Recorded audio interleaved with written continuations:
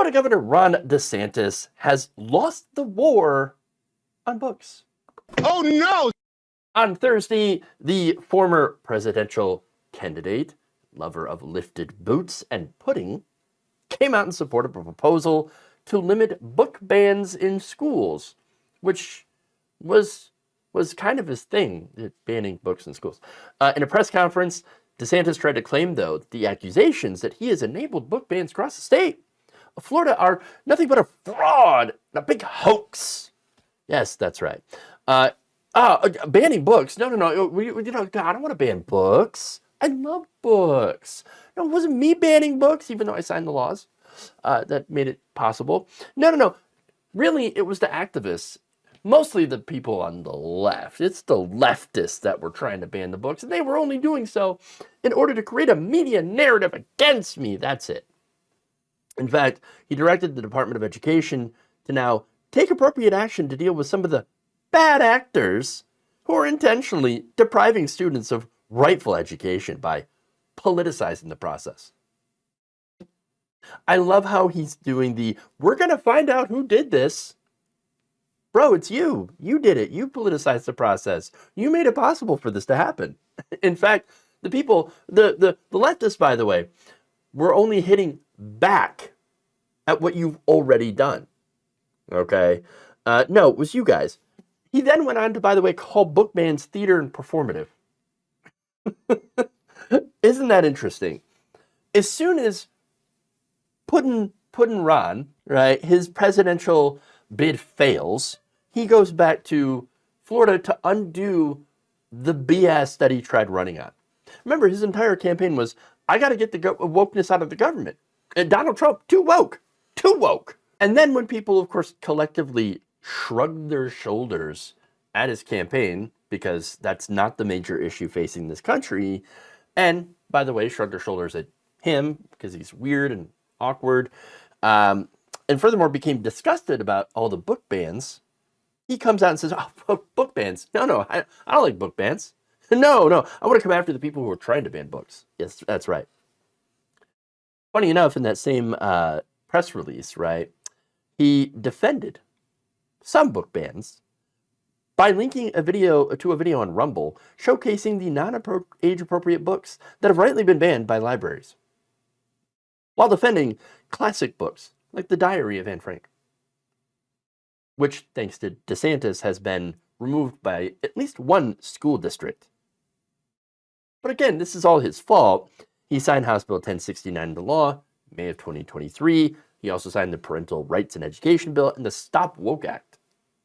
Those laws allowed anybody to challenge books in school libraries that they deemed to be inappropriate. And of course, those tended to be the ones that featured characters or topics on race, sex, and gender. It's almost as if people were warning him the entire time, hey, people are going to abuse this. The language is way too broad, and it's going to be used to go after, books on race, sex, and gender. And that's exactly what happened. Now, DeSantis even appointed a co-founder of Moms for Liberty to the Florida Commission on Ethics and celebrated the same group that had been a champion of banning books. And by the way, Moms for Liberty, speaking of them, they allowed a sex offender to be their outreach person and had a member that was a woman in Florida that was having three-ways with another woman and her husband. That husband happened to be an influential Republican Party official in Florida, Christian Ziegler. Not only that, but Moms for Liberty has been losing a lot of the candidates that they backed had lost their elections. Because people are not interested in what Moms for Liberty has been selling. And so it's no wonder why Ron DeSantis has decided, oh no, oh gosh, boy, this is a political loser. In fact, here's what he said. If you're somebody who doesn't have a kid in school and you're going to object to 100 books, no, I don't think that's appropriate. Really.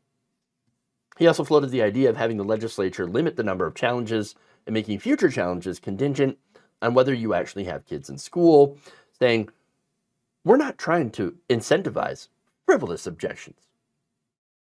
The Florida House also has pushed a bill called HB 7025, which would impose a $100 fine for any unsuccessful book objections. DeSantis says he would support it. Now, it's interesting because some of the activists that have pushed up against this bill did so by challenging things like the Bible. And so that would impact them as well. So that's probably forefront on his mind, okay? The unsuccessful challenges, right? All right. Now, here's the thing, though. DeSantis is, look, he's doing this because regular people don't want book bans, okay? So it's extremely unpopular in everywhere across the country. Again, he ran his campaign on, stopping the wokeness. And it turns out not exactly a popular position. And it's also possible that he's distancing himself from this because of a lawsuit from Penn America.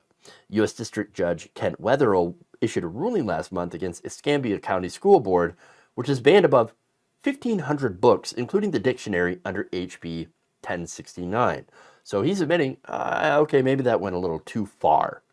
The judge ruled that the book removals violated the First Amendment and rejected the state's argument. And while DeSantis is not named in this lawsuit, he is responsible for the law existing in the first place, for signing it into law as it was. So ultimately, at the end of the day, I think he finally realizes that this is a free speech loser, and most importantly, a political loser. And so no wonder he's decided it's gone too far now. We're going to bring some woke back.